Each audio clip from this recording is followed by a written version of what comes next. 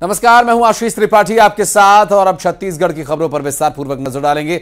और छत्तीसगढ़ राउंडअप में शुरुआत करें खबरों की। इससे पहले इस वक्त एक बड़ी खबर आपको बता दें, इंदौर से एक बड़ी खबर, जहां एक दुकान में भीषण आग लगने का मामला सामने आया।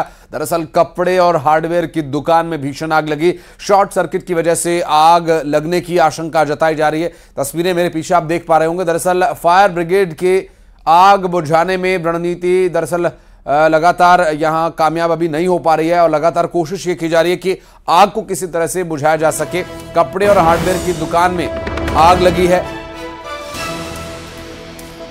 दुकान में भीषण आग लगने का कारण आपको बताएंगे। फिलहाल आपको बता दें कि कपड़ा और हार्डवेयर की दुकान में आग लगी है। दुर्घटना शॉर्ट सर्किट की वजह से हुई बताया जा रहा है। आशंका यह जताई जा रही है कि शॉर्ट सर्किट की वजह से आग लगी हो सकती है। बहरहाल आप तस्वीरों में देख सकते हैं, जो आसपास मौजूद लोगों ने वीडियो बनाकर भेजे और मौके पर फायर ब्रिगेड की टीम भी मौजूद है। मिथिलेश गुप्ता हमारे सहयोगी इंदौर से इस वक्त फोन लाइन पर हमारे साथ। मिथिलेश, क्या डिटेल मिल पा रही है, कैसे आग लगी और अभी क्या स्थिति है, क्या बुझाई जा सकी आग अभी? देखिए, फायर ब्रिगेड की गाड़ियां मौके पे मौजूद हैं और आग बुझाने का प्रयास जारी है। करीब 10 टैंकर जो पानी है, 10 टैंकर गाड़ियां का पानियों का इस्तेमाल हो चुका है। आग बुझाने का प्रयास जारी है। आग की वजह जो बताई जा रही है कि शॉर्ट सर्किट की वजह से आग लगी। जो अभी तक प्राथमिक जानकारी सामने आ रही है कि जो वहां पर पेंटिंग की दुकान, जो हार्डवेयर की दुकान है, उस दुकान में सबसे पहले शॉर्ट सर्किट हुआ था और उसमें आग लगी। उसके बाद से पास में कपड़े की दुकान, उसमें भी जो आग ने उस दुकान को भी लपेटे में ले लिया। और इस तरीके से 3 दुकान, एक कपड़े की दुकान, एक हार्डवेयर और एक अन्य दुकान है, 3 दुकानों में आग लगी है और तीनों दुकानों में इस वक्त आग बुझाने का प्रयास फायर ब्रिगेड की टीम के द्वारा जारी है।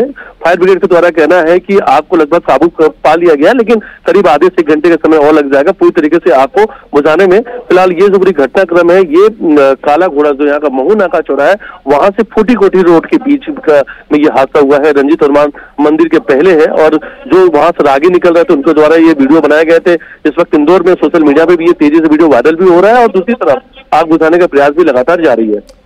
मिथिलेश, अभी चूंकि प्रयास जो हो रहा है, कुछ सफलता मिल रही है इसमें, चूंकि आसपास और भी दुकानें कहीं भड़के ना और आसपास के जो बिजली कनेक्शन है, सबसे पहले वहां की जो लाइट कनेक्शन है उसे पूरी तरीके से काट दिया गया है। और जो फायर ब्रिगेड की गाड़ियां दूसरे दुकानों पे और फ्रंट की दुकान और बैक साइड से दोनों तरफ से इस वक्त पानी की बौछार डाला जा रहा है। पानी से आग बुझाने का प्रयास जारी है। फायर ब्रिगेड का कहना है कि अधिकारियों का कि आग पर लगभग काबू पा लिया गया है।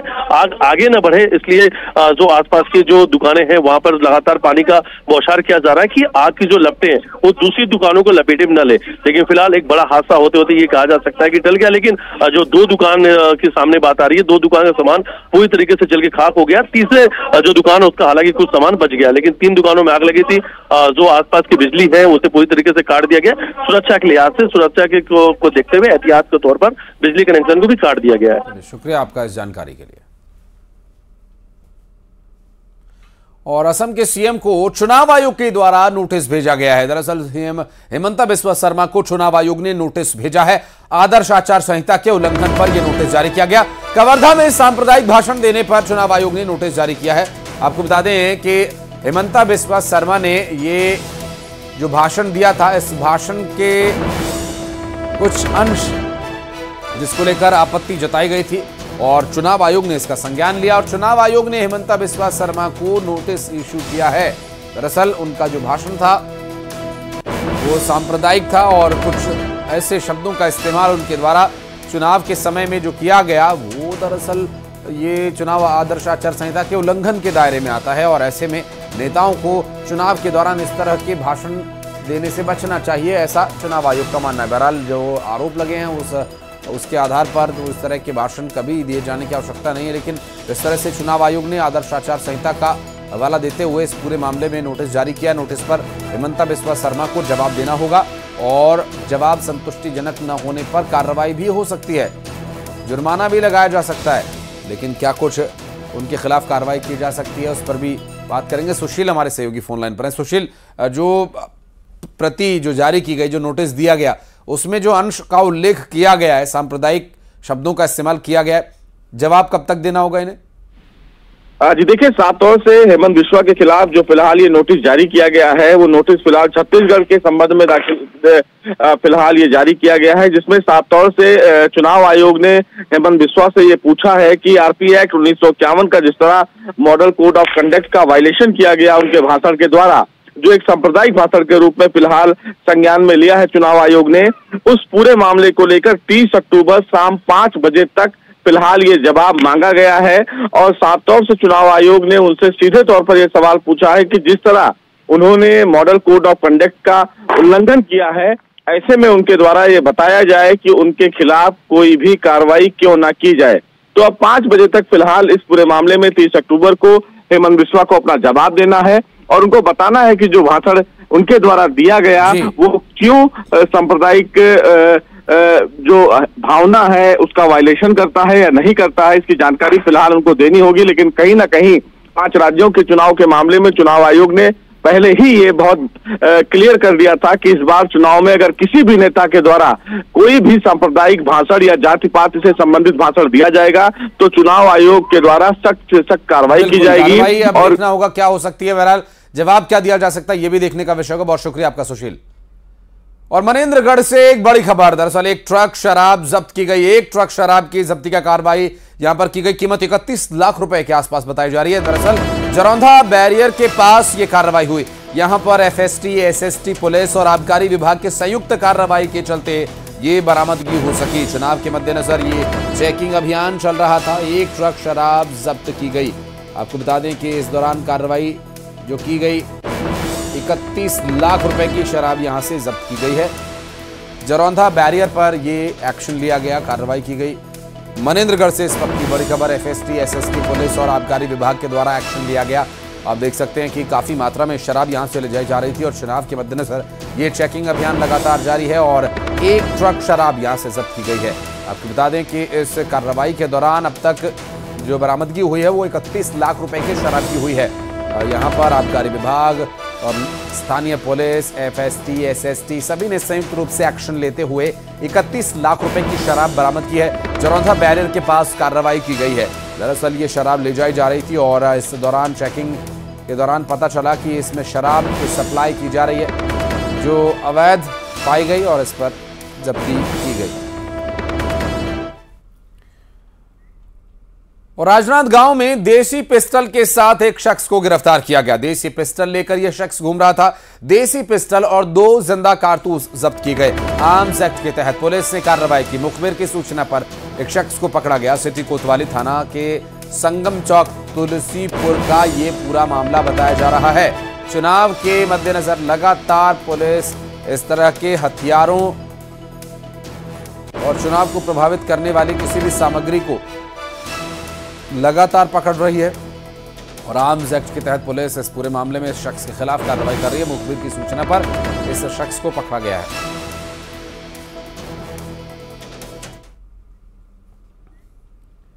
और बिलासपुर में पूर्ण विकसित एयरपोर्ट की मांग को लेकर आंदोलन के 4 साल पूरे हो गए। संघर्ष के 4 साल पूरा होने पर हवाई सुविधा जनसंघर्ष समिति ने देशभक्ति गीतों के जरिए अपनी मांगों को लोगों तक पहुंचाने की कोशिश की।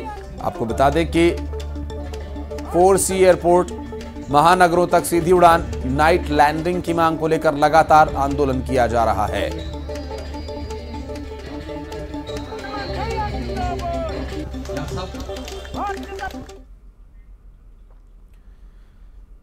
और केंद्रीय राज्य मंत्री रामदास अठावले रायपुर में मौलश्री विहार पहुंचे, जहां उन्होंने पूर्व मुख्यमंत्री रमन सिंह से मुलाकात की। और इस दौरान केंद्रीय राज्य मंत्री रामदास अठावले ने कहा कि डॉक्टर रमन सिंह ने 15 साल में अच्छा काम किया। लोग कांग्रेस को परिवर्तन करना चाहते हैं। राहुल गांधी के नेतृत्व में कुछ अच्छा नहीं होने वाला है। रामदास अठावले ने कहा कि भाजपा दलितों को मजबूत करने वाली पार्टी है। जब भी मैं रायपुर आता था तब माननीय रमन सिंह जी के साथ मेरी बातचीत होती थी, मैं उनको मिलता था और लगातार 3 बार छत्तीसगढ़ के 15 साल के मुख्यमंत्री पद पर रहते हुए उन्होंने छत्तीसगढ़ का विकास किया है।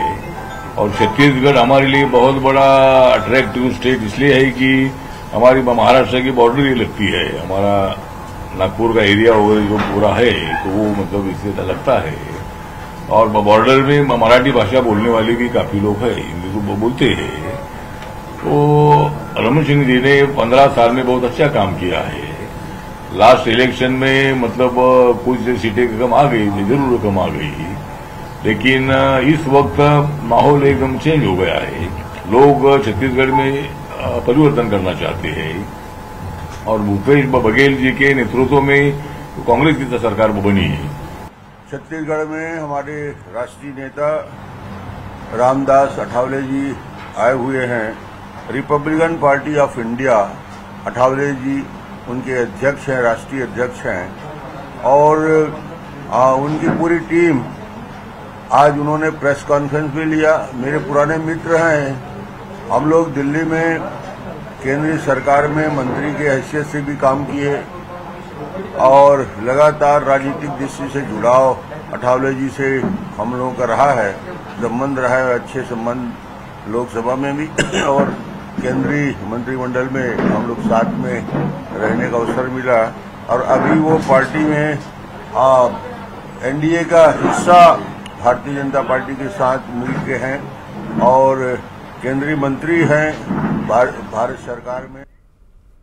और बिलासपुर में नामांकन के चौथे दिन कुल 21 उम्मीदवारों ने अपना पर्चा दाखिल किया और बिलासपुर विधानसभा क्षेत्र से कांग्रेस के शैलेश पांडे, बीजेपी के अमर अग्रवाल, आम आदमी पार्टी के उज्ज्वला कराड़े, ट्विंकल मौर्य समेत 4 उम्मीदवारों ने नामांकन दाखिल किया। तो बेलतरा विधानसभा क्षेत्र से नवीन कुमार साहू, कांग्रेस प्रत्याशी विजय केशरवानी और बीएसपी प्रत्याशी राम कुमार सूर्यवंशी समेत 3 उम्मीदवारों ने नामांकन दाखिल किया। वहीं तखतपुर विधानसभा क्षेत्र से बीजेपी से धर्मजीत सिंह, मस्तूरी विधानसभा क्षेत्र से बीएसपी के दाऊराम रत्नाकर, कांग्रेस के दिलीप लहरिया, उमेश कुमार भार्गव और धर्मदास भार्गव ने भी नामांकन कर दिया है। उधर कोटा विधानसभा क्षेत्र से बीजेपी के प्रबल प्रताप सिंह जुदेव, तरुण कुमार साहू, उस्मान खान, पंकज जेम्स, अपराजिता मंडल, बिल्हा विधानसभा क्षेत्र से कांग्रेस के सियाराम कौशिक, आम आदमी पार्टी के जसबीर सिंह चावला, हेमचंद मेरी और रवि प्रसाद यादव ने नामांकन दाखिल किया है। तो नामांकन का दौर चला, दिग्गजों ने पर्चा भरा।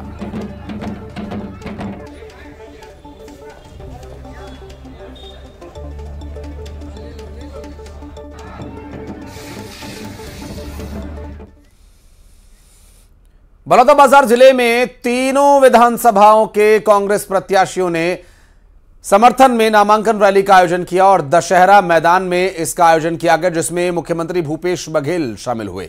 इस दौरान मुख्यमंत्री भूपेश बघेल ने बीजेपी पर निशाना साधा और कहा कि बीजेपी ने 15 वर्षों में केवल लोगों को ठगा है। और इस दौरान बलौदाबाजार विधायक प्रमोद शर्मा कांग्रेस में शामिल हुए। बता दें कि 2018 के विधानसभा चुनाव में प्रमोद शर्मा जनता जोगी कांग्रेस से चुनाव लड़े थे, लेकिन आज मुख्यमंत्री भूपेश बघेल के समक्ष कांग्रेस का हाथ थाम लिया। संदीप साहू और इंद्र कुमार साहू भाटापारा से तीनों के नामांकन रैली में उपस्थित हुआ। जबरदस्त उत्साह लोगों में और लोगों ने ठाना है कि तीनों सीट भारी बहुमत से जिता के भेजेंगे। ठीक है, भाटापारा में प्रत्याशियों की गुटबाजी भी चल रही, थोड़ा बहुत सब्जेक्ट किसमें नहीं चलता, लेकिन सब ठीक हो जाएगा। निश्चित रूप से ताकत मिलेगी। पुराने हमारे साथी वादे अभी भी अधूरी है, जितने भी घोषणाएं हुए हैं तो होगा ना, सब काम होगा, क्यों नहीं होगा। सर कर्ज माफी तो सरकार कर्ज माफी पर नहीं, किसानों को मजबूती से बनेगी। आज मेरे को ऐसा महसूस हो रहा है जैसे कि मैं अपने पुराने घर में वापस कर लिया। मूलतः मैं बचपन से ही जब छात्र संघ का अध्यक्ष था, NSY के अध्यक्ष से लेके युवा कांग्रेस के अध्यक्ष से लेके कांग्रेस कमेटी के लेके अभी तक के बाहर था, लेकिन आज अच्छा लग रहा है कि अपने घर में वापस कर लिया। चुनाव लड़ने की पहले हो रही थी, अभी अब अगला क्या रुख रहेगा आपका? क्योंकि कांग्रेस की टिकट तो फाइनल हो गई है। नहीं, हम कांग्रेस को सपोर्ट करेंगे पूरा और तन मन धन से सपोर्ट करेंगे, पूरे अच्छे मन से सहयोग करेंगे। कांग्रेस पार्टी के विचारधारा वाले पहले भी थे। और प्रदेश कांग्रेस प्रभारी कुमारी शैलजा, सह प्रभारी चंदन यादव और deputy CM TS Singhdeo Balrampur पहुंचे, जहां वे रामानुजगंज सीट से कांग्रेस प्रत्याशी अजय तिर्की और सामरी विधानसभा सीट से कांग्रेस प्रत्याशी विजय पैकरा के नामांकन के दौरान वहां शामिल हुए। और इस दौरान रामानुजगंज से और सामरी विधानसभा सीट से मौजूदा विधायक नदारद रहे। हालांकि कांग्रेस ने रैली निकालकर शक्ति प्रदर्शन किया। इस मौके पर डिप्टी सीएम टीएस सिंहदेव ने कहा कि सरगुजा संभाग में जहां कहीं भी प्रत्याशी नामांकन फॉर्म भरे जा रहे हैं, ऐसा लगता है कि वहां से मैं चुनाव लड़ रहा हूं। उन्होंने यह दावा किया कि छत्तीसगढ़ में फिर से कांग्रेस की ही सरकार बन रही है। नामांकन भरने के लिए हम आए हैं और हमारे प्रत्याशियों के साथ मजबूत प्रत्याशी मैदान में उतारे हैं, जिन्होंने पूरा कार्य किया है, लोगों के बीच में पहले से मजबूत रहे।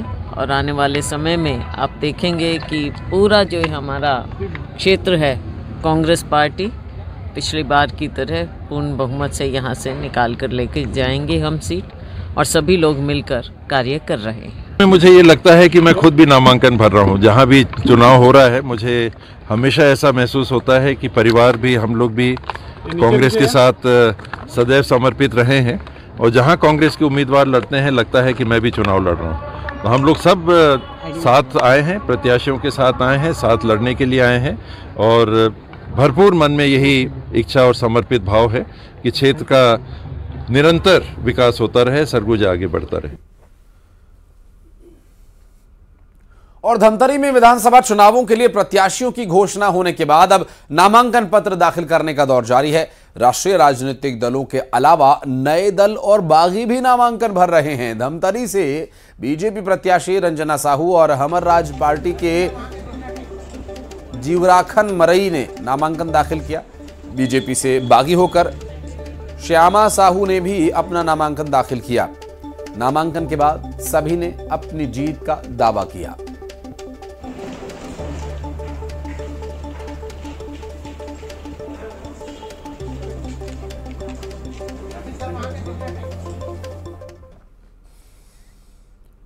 और अब बढ़ते हैं आगे, फटाफट अंदाज में खबरों पर नजर डालेंगे। शुरुआत करते हैं खबरें 25 सेकंड्स में की। चुनाव प्रचार में